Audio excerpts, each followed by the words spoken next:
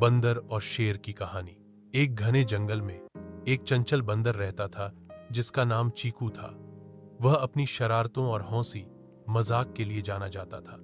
इसी जंगल में एक शक्तिशाली शेर भी रहता था जिसका नाम शेरा था। शेरा बहुत गर्व करता था अपनी ताकत पर और जंगल के सभी जानवर उससे डरते थे। एक दिन चीकू पेड़ पर उछल कूद कर रहा था जब उसने शेरा को एक नदी के पास सोए हुए देखा। चीकू को एक शरारत सूझी।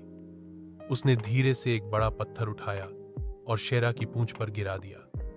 शेरा हड़बड़ा कर उठा और गुस्से से दहाड़ा। कौन है वहां? उसने गर्जा।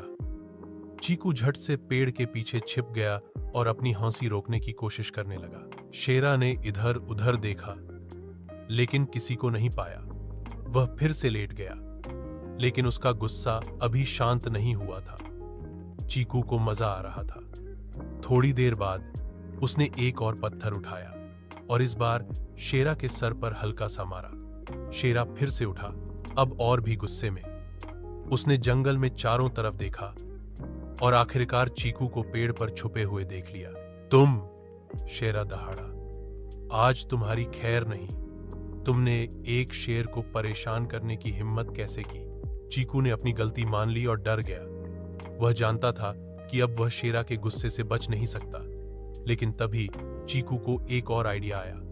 उसने शेरा से कहा, महाराज, मैंने तो सिर्फ आपको जगाया था क्योंकि मैंने देखा कि आपके पीछे एक बड़ा शिकारी आ रहा है। शेरा ने पीछे मुड़कर देखा लेकिन वहां कोई नहीं था। जब तक शेरा समझता कि चीकू ने उसे फिर बेवकूफ बनाया है, चीकू पेड़ पर चढ़कर बहुत दूर निकल चुका था। शेरा ने अपनी नादानी पर पछताया और चीकू की चालाकी पर मुस्कुराया।